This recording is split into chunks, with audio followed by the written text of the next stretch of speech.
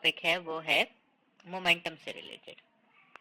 Momentum को किताब कुछ इस तरह से लिखती है कि product of mass and velocity, और एंट्री टेस्ट की टर्म्स में हम इसको कुछ इस तरह से लिखते हैं कि quantity of motion in a body. और ये जो सेकंड स्टेटमेंट है स्टूडेंट्स, ये काफी बार आ भी चुकी है कि momentum dash quantity of motion in a body is called as, तो उसमें आप लोगों के पास ऑप्शन में जो होगा वो मोमेंटम करेक्ट ऑप्शन होगा। अच्छा, अगर मैथमेटिकली हम देख लें मोमेंटम को, तो मोमेंटम को हम लिखते हैं P से, और ये इक्वल होता है m इंटू वी के। मोमेंटम जो है वो एक वेक्टर क्वांटिटी है जिसका डायरेक्शन जो है वो वेलोसिटी के डायरेक्शन में होता है। ठीक है, इसके यूनिट की बात कर लें तो इसका एसआई यूनिट जो है वो है हमारे पास केजी मीटर पर सेकेंड। ठीक है, अच्छा जी, ये हो गया मोमेंटम के बारे में जनरल बातें कि मोमेंटम क्या होता है, किस तरह से होता है। अगली जो चीज है वो है हमारे पास momentum and Newton second law. तो momentum and Newton second law. अच्छा जी, अगर न्यूटन सेकेंड लॉ की बात की जाए तो न्यूटन सेकेंड लॉ कहता है कि F is equal to m a की जगह हम लिख सकते हैं v f minus v i divided by t, और ये हो जाएगा m v f minus m v i by t. या मैं इसको ऐसे भी लिख सकता हूं कि final momentum minus initial momentum divided by time, या force is equal to delta p by t. ठीक है, इस चीज को कहा जाता है rate of change of momentum. ठीक है, तो rate of change of momentum is equal to applied force. ठीक है, सवाल एक छोटा सा कर लेता हूं, लास्ट ईयर किसी के पेपर में आया हुआ था कि if a force of 2 Newton acts on a body,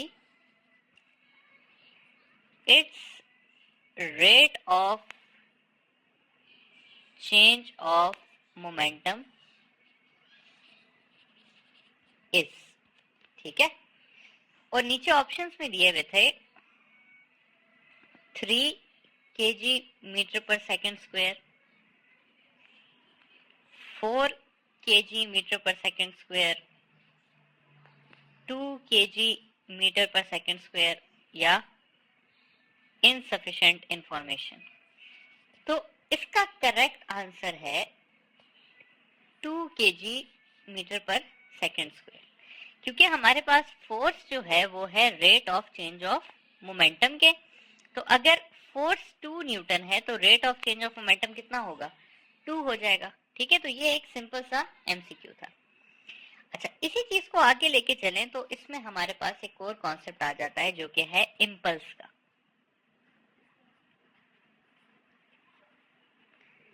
अच्छा स्टूडेंट्स, इम्पल्स के लिए मैं आप लोगों को एक चीज समझाना चाहता हूं कि इम्पल्स को आपने डील करना है हमेशा एज मोमेंटम। ठीक है, ये पहली बात है, क्योंकि ज्यादातर आ जाता है कि इम्पल्स का यूनिट क्या है। तो इम्पल्स का यूनिट क्या है, केजी मीटर पर सेकेंड, जो कि किसका यूनिट है, मोमेंटम का यूनिट है। अच्छा जी, इम्पल्स की कभी कभार मास और वेलोसिटी दी होती है, तो इम्पल्स जो है आपके पास वो इक्वल होगी मास इनटू वेलोसिटी के भी। तो गर्स मतलब कहने का क्या है कि इम्पल्स को कोशिश करें कि एज अ मोमेंटम के तौर पे डील करें। अच्छा, इम्पल्स है क्या, कहा यह जाता है कि when a very large force acts on a in a very small interval of time. ठीक है,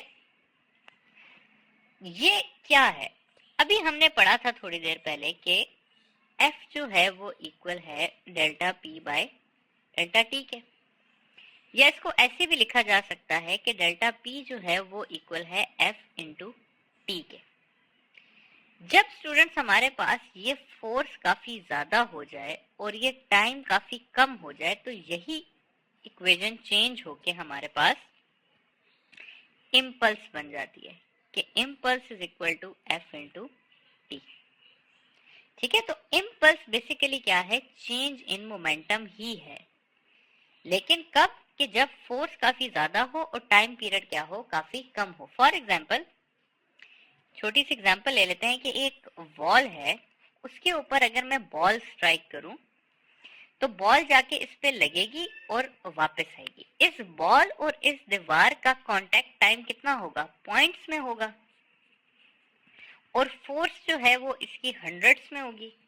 तो इस वक्त जो चेंज इन मोमेंटम होगा वो हमारे पास कहलाएगा इम्पल्स। ठीक है, तो इसीलिए स्टूडेंट्स मैंने आपको शुरू में कहा था कि इम्पल्स को आप लोगों ने हमेशा किस तरह लेना है, चेंज इन मोमेंटम की फॉर्म में लेना है। अच्छा, अब इम्पल्स से रिलेटेड सवाल कर लेते हैं कि दो केसेस हैं हमारे पास। एक केस में जो है वो बंदा किक कर रहा है एक फुटबॉल को, ठीक है, और दूसरे केस में जो है बंदा वो हिट कर रहा है एक स्टोन को। ठीक है, तो किस केस में जो है वो इम्पल्स ज्यादा होगी। देखिए स्टूडेंट्स, अगर ये फोर्स इक्वल है, मतलब कि बंदा 10 न्यूटन से हिट कर रहा है आप फुटबॉल को और 10 ही न्यूटन से हिट कर रहा है स्टोन को, तो किसमें इम्पल्स जो है वो ज्यादा होगी। इम्पल्स के लिए हमने कहा है कि फोर्स जो है वो ज्यादा होनी चाहिए और टाइम पीरियड क्या है वो कम होना चाहिए, तब हम कहते हैं कि इम्पल्स क्या है, ज्यादा है। अब फोर्स तो इक्वल हो गई तो टाइम पीरियड के ऊपर बात आ गई। अब अगर स्टूडेंट्स हम देखें कि फुटबॉल, तो फुटबॉल को जब वो हिट करेगा तो फुटबॉल इस तरह से अपनी शेप चेंज करेगी और टाइम पीरियड हमारे पास ज्यादा होगा। जबकि अगर मैं स्टोन की बात करूं तो स्टोन में किसी किस्म का चेंज नहीं आएगा। इस वजह से हम कहते हैं कि इस सेकंड वाले केस में जो है वो टाइम पीरियड शॉर्ट है और इसलिए सेकंड वाले केस में इम्पल्स का जो इफेक्ट है वो ज्यादा है। ठीक है, अच्छा जी, ये हो गई अब हमारी इम्पल्स की बात। नेक्स्ट लेक्चर में जाएंगे और मेन जो एक मोमेंटम और काइनेटिक एनर्जी का रिलेशन है उसे स्टडी करेंगे। ऐसा टॉपिक है, ऐसा लेक्चर है कि जिसमें से लाजमी सवाल आए। आप पिछले 10 साल का कोई पेपर उठा लें, लास्ट 2 इयर्स के एनएमडी कैट के सवाल उठा लें, ये एक ऐसा टॉपिक है जो कि मस्ट है, इससे सवाल आएगा ही आएगा। ठीक है, और वो टॉपिक क्या है, वो टॉपिक है हमारे पास momentum and kinetic energy relationship. ठीक है, ये एक ऐसा सवाल है जो कि आएगा ही आएगा। अच्छा, मोमेंटम और काइनेटिक एनर्जी आपस में कैसे रिलेटेड है। मोमेंटम और काइनेटिक एनर्जी इस तरह से रिलेटेड है कि मोमेंटम है हमारे पास √2m ke और काइनेटिक एनर्जी हमारे पास इक्वल है p²/2m। ये है हमारे पास काइनेटिक एनर्जी और मोमेंटम का रिलेशन। ठीक है, अच्छा, अब इस रिलेशन में से सवाल क्या आते हैं, मेरी कोशिश होगी कि मैं आपको ज्यादा से ज्यादा सवाल इसके करा सकूं। लेकिन सबसे पहली चीज ये स्टूडेंट्स के एक बात आप लोग याद रख लें कि ज्यादातर हम ओवर कॉन्फिडेंस में आके, या अगर मैं सिंपल कॉन्फिडेंस भी कहूं तो गलत नहीं होगा, हम ये सवाल इजी समझ लेते हैं और अपने दिमाग में इसको सॉल्व करके आंसर निकाल लेते हैं। इस पर्टिकुलर टॉपिक में मैं आपको ये एडवाइस करना चाहूंगा कि कोई सवाल प्लीज और मतलब अपने माइंड में ना सॉल्व करें, हर सवाल को रिटन सॉल्व करें और फिर उसका आंसर देखें। ठीक है, पहला सवाल इस तरह से आएगा कि हम मोमेंटम को 2 टाइम्स कर देते हैं ओल्ड मोमेंटम के, तो काइनेटिक एनर्जी कितनी होगी। दूसरा सवाल ऐसे आ सकता है कि हम काइनेटिक एनर्जी को 2 टाइम्स कर देते हैं तो मोमेंटम कितना होगा। ठीक है, अच्छा जी, अब ऐसे सवालों में क्या है स्टूडेंट्स कि आपने ये देखना है कि जिसको फाइंड करना हो उसको हमेशा लेफ्ट साइड पे रखना है। ठीक है, तो पहले सवाल में हमने काइनेटिक एनर्जी सॉल्व करनी है, तो हम वो इक्वेशन लेंगे जिसमें काइनेटिक एनर्जी लेफ्ट साइड में, यानी कि ये सेकंड वाली इक्वेशन। इससे सॉल्व करना शुरू करते हैं कि काइनेटिक एनर्जी जो है वो इक्वल है p² बाय 2m के। मोमेंटम कितना हो गया न्यू हमारे पास, वो हो गया है 2p। ये हो जाएगा 4p² बाय 2m।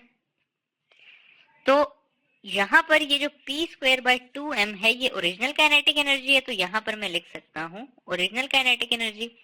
तो जो न्यू काइनेटिक एनर्जी है वो हो गई है हमारे पास 4 times of original kinetic energy. Second सवाल में क्या है हमारे पास कि हमें मोमेंटम फाइंड करना है, तो हमने वो इक्वेशन लेनी है जिसमें मोमेंटम लेफ्ट साइड पे है। तो मोमेंटम की लेफ्ट साइड वाली इक्वेशन को लिख लेते हैं कि momentum is equal 2m ke। Momentum की जगह हम लिख सकते हैं, काइनेटिक एनर्जी की जगह हम लिख सकते हैं 2 टाइम्स ऑफ काइनेटिक एनर्जी। ये मैं ऐसे भी लिख सकता हूं कि √2 इंटू √2m ke। ये हमारे पास ओरिजिनल मोमेंटम है, तो न्यू मोमेंटम हमारे पास हो जाएगा √2 टाइम्स ओरिजिनल मोमेंटम या 1.4 times of original momentum.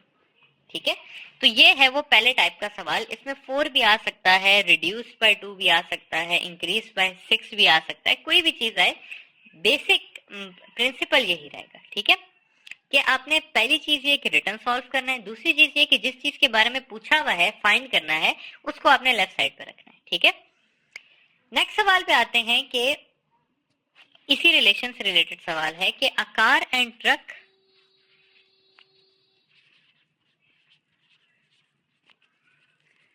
are moving with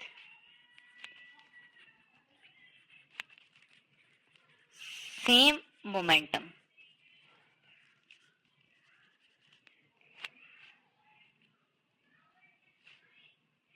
Which one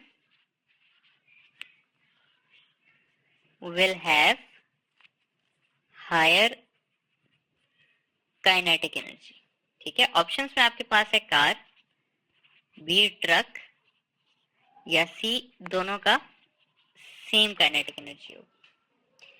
अच्छा, अब अगेन वही चीज के पूछा क्या है, काइनेटिक एनर्जी के बारे में पूछा है। काइनेटिक एनर्जी को अगर हम लिख लें तो काइनेटिक एनर्जी की इक्वेशन है p² बाय 2m।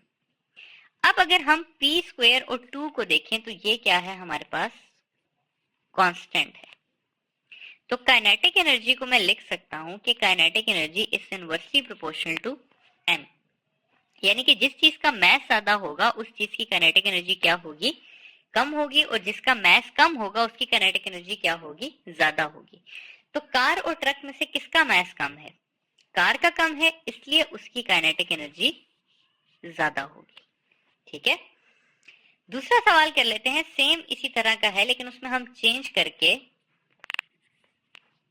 क्या करते हैं कि इधर काइनेटिक एनर्जी लिख लेते हैं, सेम काइनेटिक एनर्जी, और यहां पर मोमेंटम के बारे में पूछ लेते हैं। अब अगर मोमेंटम का हमसे पूछा गया है तो मोमेंटम की इक्वेशन है 2m ke। क्या मैं लिख सकता हूं कि momentum is directly proportional to √m। तो जिसका मास ज्यादा होगा मोमेंटम भी किसका, उसका ज्यादा होगा। तो मास कार और ट्रक में से किसका ज्यादा होता है, ट्रक का, तो इसका आंसर आ जाएगा ट्रक। ठीक है, तो अगर दो बॉडीज के पास मोमेंटम इक्वल है तो जिसकी काइनेटिक एनर्जी ज्यादा है उसका मास कम है, और अगर दो बॉडीज के पास काइनेटिक एनर्जी सेम है तो जिसका मास ज्यादा है उसका मोमेंटम क्या है, ज्यादा है। एक और इसी तरह का सवाल है, वो भी कर लेते हैं कि an alpha and beta ray are moving with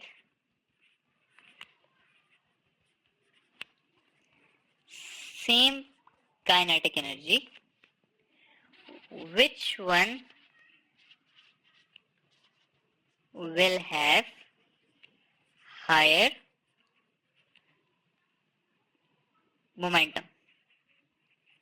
ठीक है, अब बात हो रही है अल्फा और बीटा रे की। अगेन कॉन्सेप्ट वही है, सिर्फ आपको पता होना चाहिए कि अल्फा रे का मास ज्यादा है या बीटा रे का मास ज्यादा है। ठीक है, सबसे पहले हम लिख लेते हैं मोमेंटम की इक्वेशन के momentum is equal to 2m के ई का अंडर रूट और momentum is directly proportional to mass. तो अगर हम कंपेयर करें अल्फा रे को और बीटा रे को, तो अल्फा रे है हमारे पास हीलियम न्यूक्लियाई जिसका मास होता है हमारे पास 4 AMU, जबकि अगर बीटा रे की बात करें तो बीटा रे होता है हमारे पास इलेक्ट्रॉन और इलेक्ट्रॉन का मास होता है अप्रोक्सीमेटली 0.0005 AMU। ठीक है, तो इस हिसाब से मास किसका ज्यादा हुआ, अल्फा रे का, तो मोमेंटम भी किसका ज्यादा हुआ, अल्फा रे का। ठीक है, तो ये एक अल्फा और बीटा रे से रिलेटेड सवाल हो गया। फर्दर जाते हैं और परसेंटेज वाले सवालों को देख लेते हैं। ठीक है, परसेंटेज वाले सवाल क्या होते हैं, पहले एग्जांपल देता हूं फिर आपको सवाल कराता हूं। सवाल इस तरह से होगा कि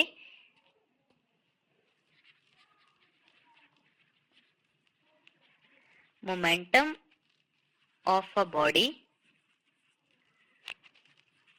is increased by 20%, what is the effect on kinetic energy।